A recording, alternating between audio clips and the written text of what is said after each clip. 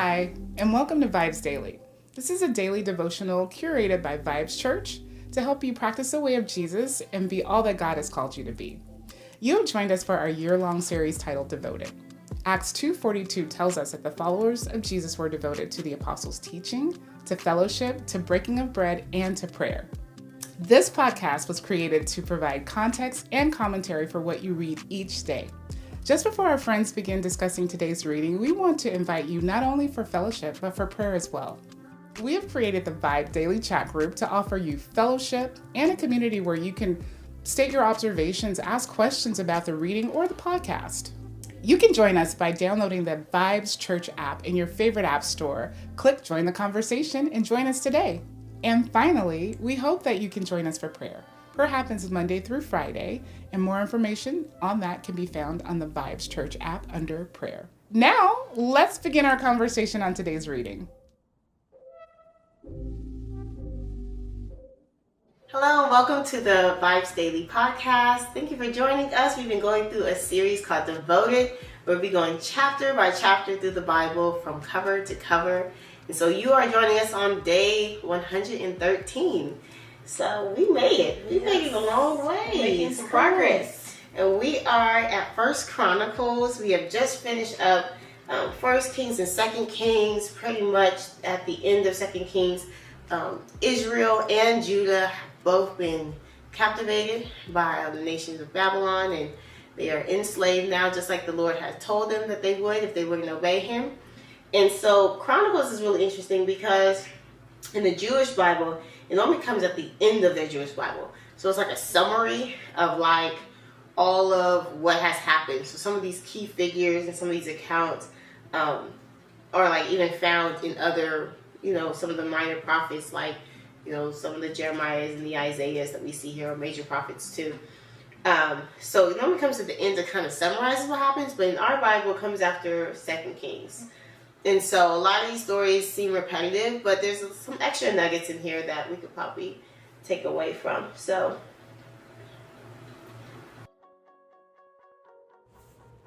sorry, Eric, I just started the voice recording, but I remembered. So let's go and put that in there. Sorry, it's camera audio from then on. Sorry. It's my favorite thing. Figured it out. We just figured it out. So we're here First Chronicles, and we get genealogies. Yes, we do. Lots of genealogies. Almost 10 full chapters. Yes, like a solid 10 chapters of genealogy. So before we rush by them and blow by them, he said, I think you mentioned earlier when we were talking, it was like, Lord, there's a reason why there's these. There must be a reason. There has to be a reason why he also was like, you're going to read these yourself and talk about it. Exactly. So before we jump in, though, I do have our question of the week. We always have like a question of the week. This week, because I'm with my friend Shay. Hey, Shay. Shay, we are in Texas. Yes. This time recording at Shay's humble abode. So thank you, Shay, for letting us do it here. Yes, exciting to have you here. Yeah.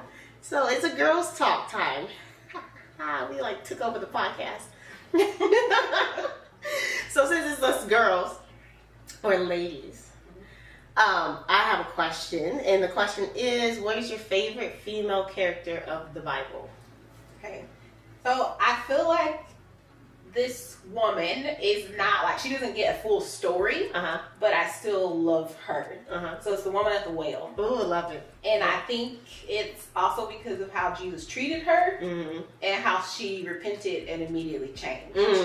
And also, I just watched that episode of The Chosen last night. I love it. Oh, yes. Yes. She also has always been a favorite of mine. Like, even thinking back to college, someone asked this question. So I would choose her. Yeah. And how Jesus changed her heart immediately. Yeah. No, that's a good one. Especially like, the Lord, he used a woman to go spread his gospel. One of the first evangelists. Like, come on, Jesus. He was looking out for us. I love it.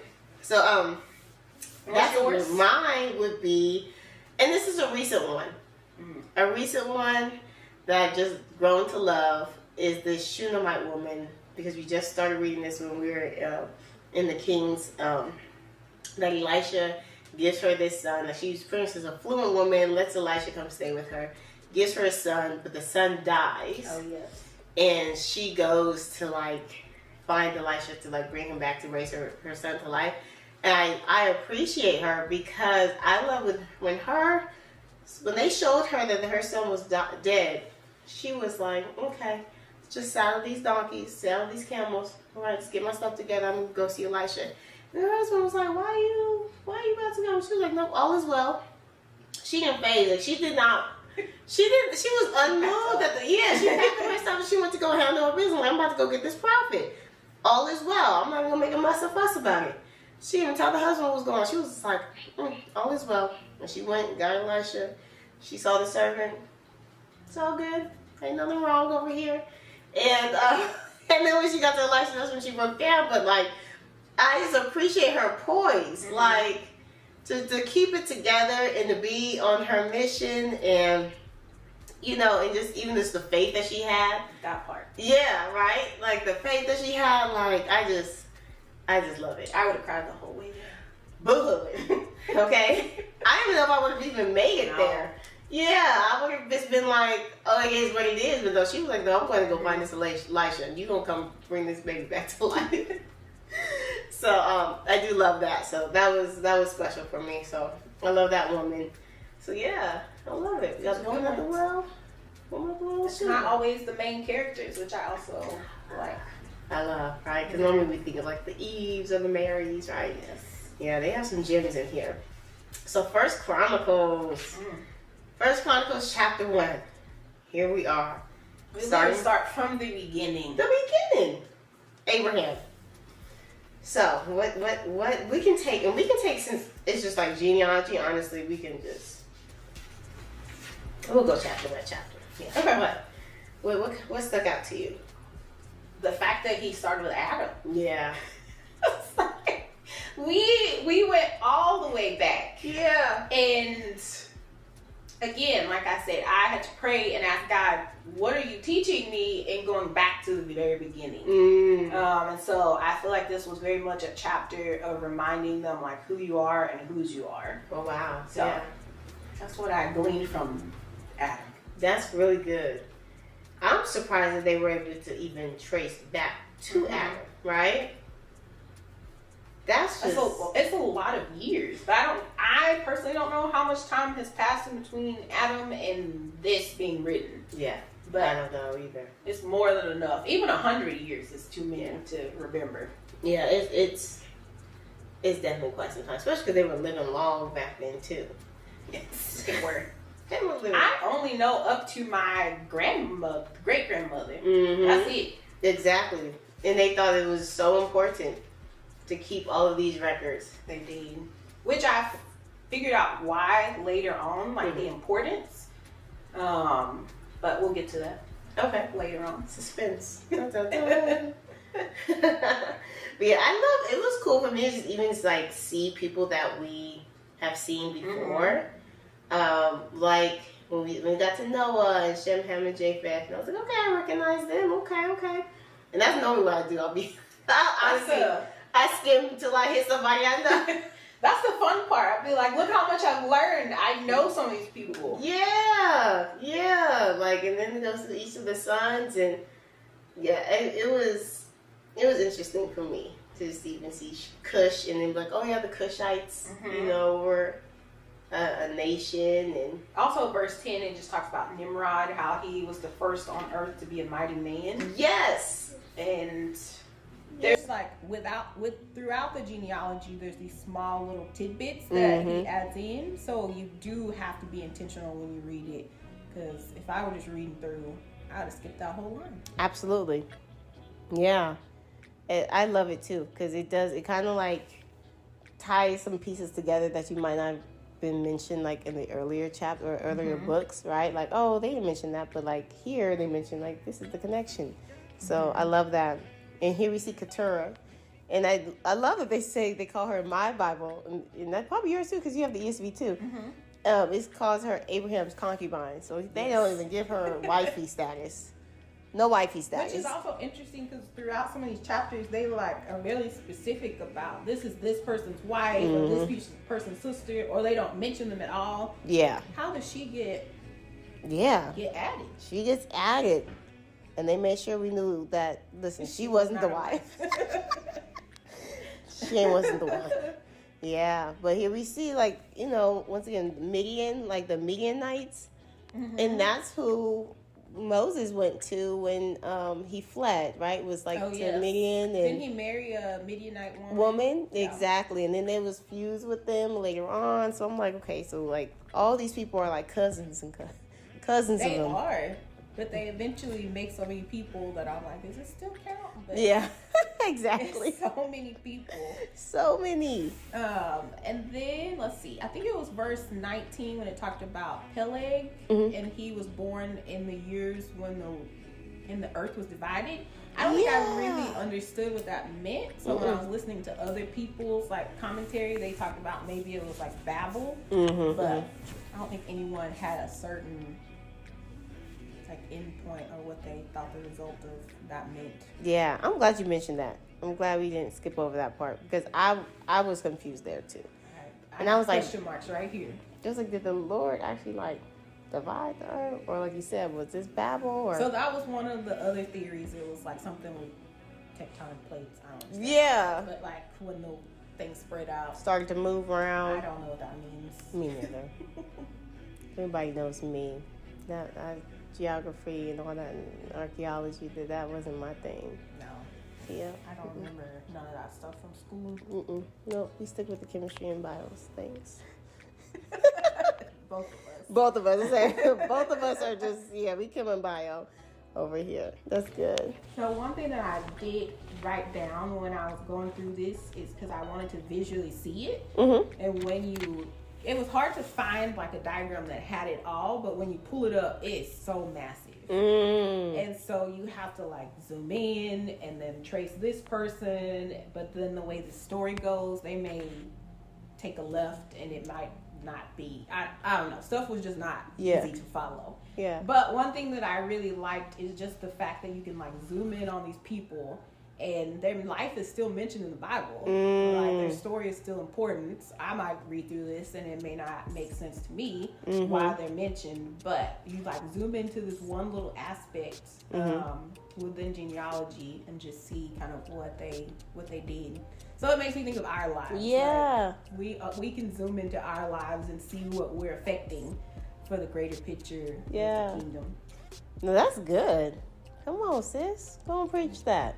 That was my one thing. Just helped me with through these genealogies. Help us all. Help us all with the genealogies. Help us all. Yeah, no, that's good. That's really good because, like you said, it's a lot of people. It's a lot. Like for them to even be able to track all of these people was a lot. And then to write it down and pass it through generations. Yeah. No, definitely was mind-blowing to me just to even just, so I might get bored with the names, but he said everybody had a purpose or a reason, a contribution, and I always it might not always be good, but they got mentioned. Well, come on. I told Eric all the time, I was like, if I was in the Bible, I just want to be in the genealogy. Just say I was there. Yes. Say your girl was there. I don't need any fun facts. No. Yes, this means I made it. I arrived. But also, when they show the genealogy, they were very specific about, they put the genealogy to Jesus in a different color. Exactly. And so, I was like, wow. It makes it all make a little bit more sense or put pieces together, or it was a lot of things happening. But it still got to the person it was supposed to get to. Yeah. Which is crazy, which brings us, like you said, to this genealogy of David in chapter 2 here, that like, it's interesting how whoever this writer was, and they don't know who really wrote First Chronicles, or either one of the Chronicles, but, which is the same one, just scroll length, but whoever was intentional, even just about like highlighting, like you said, like this lineage, this prophecy, right? Because Jesus hasn't even come at this point, like, they were tracking this prophecy, and like looking forward to this and like giving hope. And so here at this genealogy of David, yeah, it's really interesting that they start here back at Israel or Jacob and his sons. So yeah, what stuck out in this chapter for you? I do have a question Yeah. before we get to that. Yeah. So in this time, did they already know that David's line was going to lead to Jesus? Like, is there prophecy? I think so. I think in one of these major prophets, they talked about like the Lion of Judah and stuff like that. So they knew that like this Lion of Judah was going to be where the Messiah was coming from. Okay. Yeah. Like, how are they so intentional? Yeah, because this person they assumed that the person who wrote this Chronicles had to have been born a couple hundred years after the return of the Israelites after the Exodus. Okay. So, after the exiles from Babylon. So, like, they came back, they got established, they have some history about that, but it's probably a couple hundred years after that. So most of these prophets have already spoken. Okay. Yeah. That makes a little more sense. Yeah. Why it's very intentional. We're going to talk about David, or we're going to talk about the southern kingdom. I can't remember which one. It's very intentional about only talking about those things. Absolutely. Yeah. Good question though. Let's see. What did I find interesting? One thing I did right when I was following genealogy was that Caleb was in the streets. Caleb. They had so many children. Caleb. I could not keep up. Yeah. Let's see. Yeah, because that was like verse 18, right? I think I see like, there's some children upon children. What did I write about verse 5? I didn't realize this whole time that David's talking about these sons of Zariah. This Joab, who was head of his army, and then the brothers Abishai and stuff. I didn't realize those were like his cousins. And Zariah, I kept on thinking was a man's name because normally when they say you're the son of somebody, it's normally a male, right? But Zariah is actually his sister. So this is David's sister's sons. And so when he's like, yeah, exactly. So it's like maybe those are his nephews. Maybe those make him nephews? They all be. Yeah, then maybe those are his nephews. Mixed together. Because their sisters were Zariah and Abigail. And then the sons of Zariah was Abishai, Joab, and Ashael. And those were all those big warriors. They were scrapping. They were scrapping for real. Because I don't know how you get all these three boys and they both like head of your army, bodyguard, all that. Like you commanding all the thousands because y'all beastie. But I remember at one point he was just like, who can control these sons of Zariah? Like, can't nobody control these men. They are ruthless. But so when he's talking, it was working. It was working. Yeah. So I was just like, yeah. So he was about over his nephews. That's what it sounded like to me. Yeah. Oh, I do remember now, I believe. So it was just the order that they talked about the sons. So in the beginning, he gave all of the Israel's sons. But then as they started talking about them, it was like in a different order. Yeah. Of what was actually important. Yeah, that's real because they start here in verse 3 with Judah. When Judah is not the firstborn, it's Reuben, right? So normally you have Reuben, right? Reuben, you done defiled your daddy's bed, and they're not gonna let that one down. Was that in this chapter when they talked about the defiling of the bed? They don't, but they not in this chapter. It comes later, and it's before that they every now and then throw that in. Maybe. Like Reuben doesn't don't forget. Reuben lost his birthright because he didn't mess around with his daddy's concubine. So problems. But yeah, so that's good though. Yeah, and then Judah gets elevated here. But I do remember reading somewhere that it was taken away from Reuben, given to Joseph, but Joseph still didn't end up being the one. It still was Judah. Exactly, the one to like have the Messiah come from them, right? Yeah. That's right. Joseph and Ephraim and Manasseh, they're supposed to have the birthright now and be blessed. But you don't really see them thriving like that. It was Judah. Which is interesting because Judah was over here messing around with quote-unquote prostitutes, which was actually his daughter-in-law. There's so many. It's so many little nuances to this whole story. It's so many. But hey, the Lord still finds favor. Yeah, he did. And that gives us hope, y'all. If that don't give you hope, if that don't bless your heart.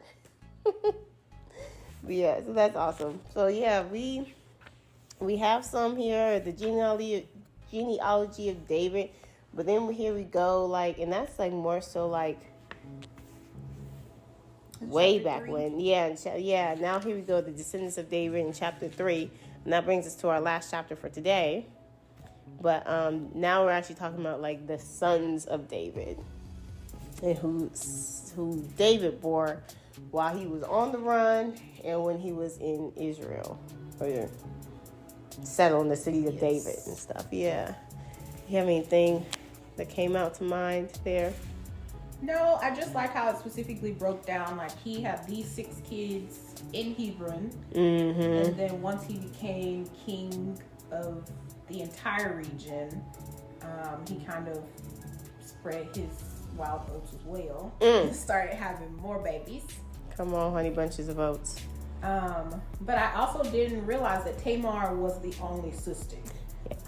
When we read the story previously, I think it was in Samuel, I just assumed there were more sisters. Yeah. Like, it was a sad and terrible story, but I didn't realize she was the only one. Yeah, because she's the one that's like mentioned, and it don't really say like he had other sons and daughters. Sometimes they say that. I'm not sure. Yeah. Which also makes me think, why wasn't he angrier when he heard the news about his son? Yeah. Following his one daughter, or we presume his one daughter. That is always a mystery in my mind, because that was hurtful to my heart. It's like, come on, Pops, you gotta look out for your little princess. Come on now. The one. You gotta look out for your little princess. Yeah. So that's a lot. It's a lot. It's a lot to take in. He said, that's a question when we get to heaven. I'm gonna have to ask about it. There's probably a lot of factors that was happening, but David, what was going on? But we see Solomon here in this genealogy here, and he was one of the ones born in Jerusalem.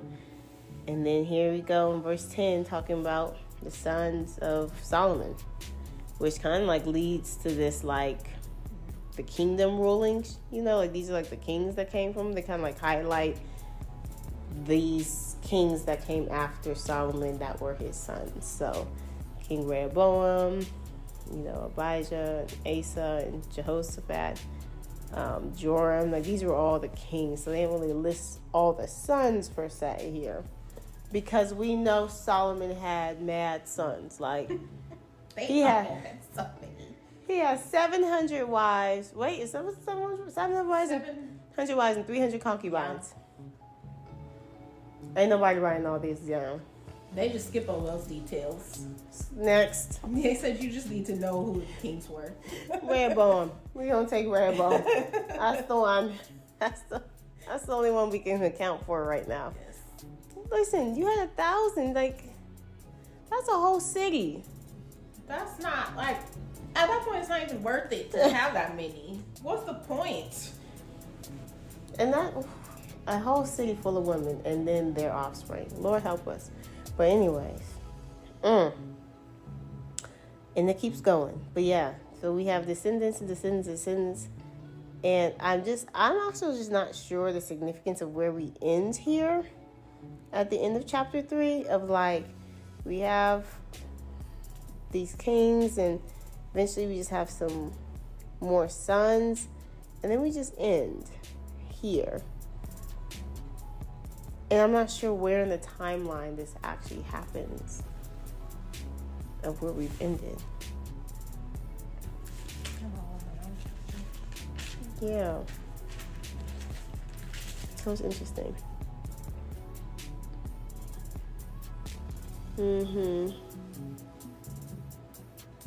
Yeah, mine just says 7. So I actually don't know where we're ending here, but it's ended, and chapter 4 we just move into more so the descendants of Judah. But we'll just close that out here tonight or today. Yeah, at the end of this one right here, and tomorrow we'll pick up at chapter 4. It'll be more genealogy, and trying to encourage us to slow down and at least pause, although we might not get a whole lot out of it. Just pause and see what we can see. Well, thank you for joining us, and we'll see you back tomorrow. Bye. Thank you for joining us for the VIBEZ Daily Podcast. Be sure to like, comment, and subscribe on your favorite podcast platform, or download our favorite, the VIBEZ Church app. Visit vibes.church/devoted for additional episodes, notes, details, and the latest merch. Join us next time as we continue our